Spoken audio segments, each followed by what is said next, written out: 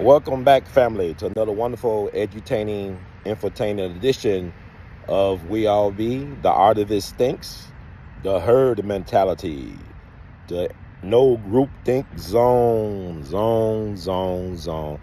want to talk about what happened recently in the news cycle, which actually happened July the 6th, but we're just now hearing about the systemic lynching death of one sister, our dear sister, who's now a righteous ancestor, Sonia Massey, up in Springfield, Illinois, or Illinois. She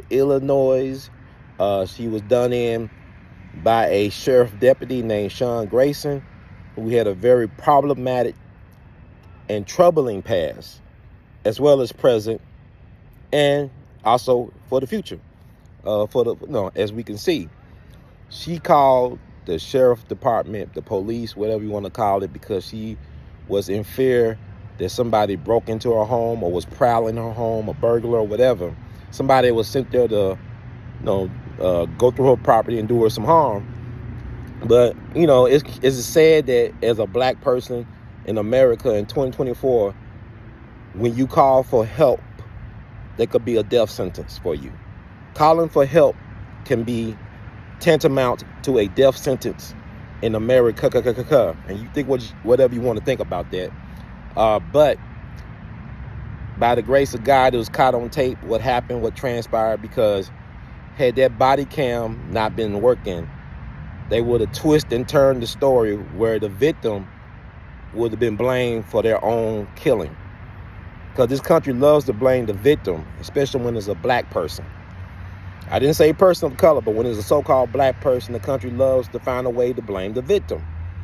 And so his partner luckily had his body cam on for the full time. And I think Sean Grayson turns his on in the aftermath or something like that.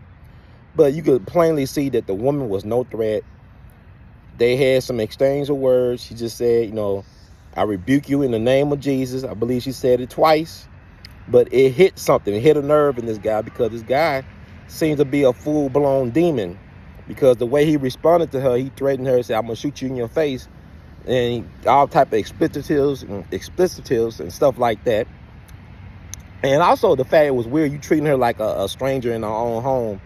You asking for her identification in her home that she was calling about the fear may be burglarized. So I just thought that was crazy in and of itself. And the fact that he would shoot this black woman, talking about he was in fear of his life because the boiling hot water. He told her to go to the stove to turn off that hot water. She did. She complied. She followed their instructions, directions. She did that. She said some words, 'cause words create worlds. It hits a nerve with this demon, and he unalived her, as y'all say on these internet streets. He unalived her. 36 years old. Partner definitely was in shock.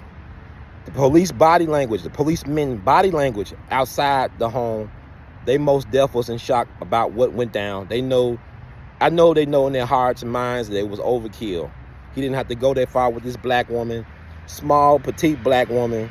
There was no threat. Now, her son said she was diagnosed as a paranoid schizophrenic, but that does not represent a good excuse to unalive her, especially when she was calling for help and protection. But she knew what danger she was in, because she was able to see something that a lot of folks missed out on him. But I think a lot of people know about, because how can you justify a man, a police officer, being a police officer when he has 2 DUIs? He's been driving drunk and intoxicated. Got caught 2 times as far as we know. Been moved around a lot. Been moved around on the chessboard when it comes to law enforcement work. Been employed at 6 different police departments and sheriff stations within the last 4 years, since 2020. I believe 4 police departments and 2 sheriff stations, sheriff offices, right? So his longest employment was with the Sangamon County Sheriff's Department. They just released him not too long ago. They released him, relieved him of his duties. His shortest stint was in the village of Kincaid. He served there about 3 months. And they act like he had no weird thing going on with him at these different stops along his career. Like they said, he either resigned for other reasons, nothing that stands out. But the way he did what he did to Sister Sonia Massey, you could tell he did some dirt. He probably unalived a lot of people and got away with it because there was no body cam. And my thing is this, is that what happened to Tyree Nichols in Memphis with them 5 black police officers, I believe it was 5 of them, right? They unalived him, beat him mercilessly, without no mercy, denied him his due process. They was quickly dealt with, unlike a lot of other cop cases. They were quickly dealt with. Not only that, they were decertified, meaning that even if they beat the case against them in the beating death of Tyree Nichols, they could no longer work as law enforcement anywhere in the country because they got decertification. So, you know, with this guy that just killed this woman, had he been decertified, this tragedy would have happened. You know, because how can you justify this man having 6 different police sheriff jobs within the last 4 years? Move around like that? There's a problem. So, with that said, it wouldn't be surprising if he got away with something and said that, you know, somebody attacked him and he shot in self-defense, right? So my thing is, this is the test of America. Like, forget about Project 2025, right? This is Project 2024. What are they going to do to this man? Because is he getting due process? Will he be decertified? Will the fraternal order of police stand by their guy, stand by their man? That's the questions that need to be asked. And what is said was really tragic. It's like a Final Destination thing. Their sister Sonia Massey was a descendant of a righteous ancestor that was lynched in the 1908 Springfield, Illinois race massacre, this happened back in 1908, August 1908, which led to the formation of the NAACP, the National Advancements for the Association of Colored People, the oldest civil rights organization in the country, back in 1909. But her ancestor was named William Dunnigan. William Dunnigan was a well-respected black man, but his only sin was who he was sleeping with and married to. His wife, you see, was German Irish. She was a white woman. So they basically lynched him for being married to a white woman. And ironic, in the same town that killed his descendant, you know what I'm saying, Sonia Massey, they died in the same town and was declared dead at the same hospital, almost 116 years apart this August. So history not only repeats, it rhymes, right? And then I'm thinking about the fact that July 25th marks the heavenly birthday of one Emmett Lewis Till, who was unalived because he allegedly wolf whistled or had improper dealings with a white woman, Carolyn Bryant, who passed on last year. 14-year-old kid from Chicago, Illinois, got killed down in Mississippi, in the Mississippi Delta. So, I mean, when does it end? That happened back in August of 55. And we still got these things happening in July of 2024. And people talking about Project 2025 like we haven't been catching hell all this time as black people in this country. Project 2025 started back in Project 1619 or 1608, whatever you want to think about. But, you know, Larry Payne got killed here. I'm in Memphis in front of this Boss Crump statue, a guy who benefited from state-sponsored white terrorism, undermining black people, black economics, there's black lives for decades as political boss of Memphis.